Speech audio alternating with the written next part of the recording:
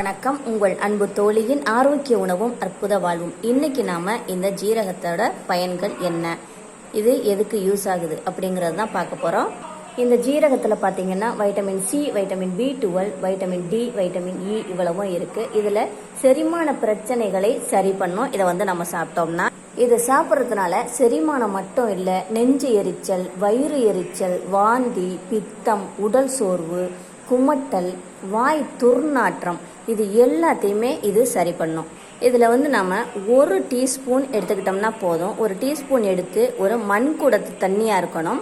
அது ரொம்ப நல்லா இருக்கும். வெயில் காலத்தில் நம்மளுக்கு நல்லா கூலிங்காக தண்ணி தேவைப்படுது. பிரிட்ஜில் எல்லாம் வச்சு குடிக்கிறோம். அதை விட நம்மளுக்கு குளிர்ச்சியான தண்ணி, சுத்தமான தண்ணி, நல்ல தண்ணி வேணும் அப்படின்னா மண் குடத்தை எடுத்துக்கலாம்.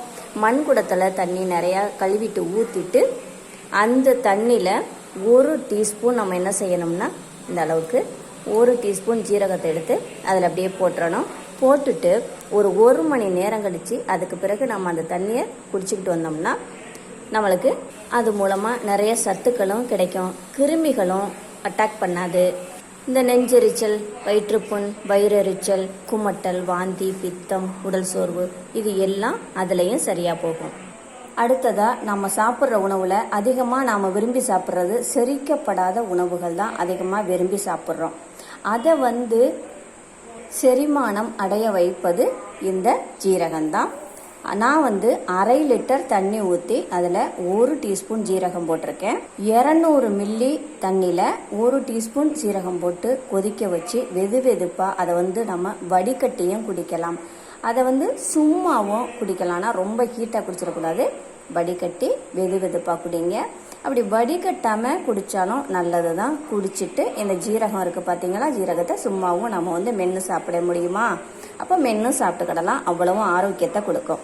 இந்த பித்தம், மயக்கம், வாந்தி, குமட்டல், வயிறெரிச்சல், நெஞ்செரிச்சல், செரிமான பிரச்சனை, இந்த மாதிரியான பிரச்சனைகள் வராமல் இருக்கிறதுக்கு அடிக்கடி என்னோட கணவருக்கு தினமும் நான் அதிகமாக கொடுக்கறது, அதிகம்னா அதிக அளவு கிடையாது, அடிக்கடி நான் கொடுக்கறது ஓமத்தண்ணி குடிப்பேன், சீரகத்தண்ணி குடிப்பேன்.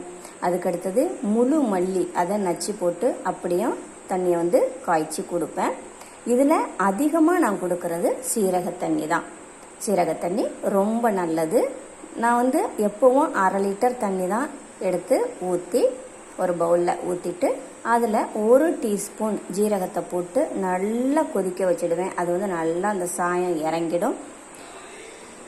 200 ml, 1/2 லிட்டர் வேண்டாம், 200 ml போதும். ஆனால் என் கணவருக்கு நான் கொடுக்குறது 1/2 லிட்டர் தான். நீங்கள் 200 ml குடிச்சிக்கிட்டு வந்தாலே போதும். தினமும் குடிச்சிட்டு வந்தால் உடலுக்கு அவ்வளவு நன்மையை தரும். தண்ணி ஹீட்டாக அந்த சீரகத்தில் உள்ள அந்த சாயம் இறங்கி கலர் மாறிட்டு வருது பாருங்க.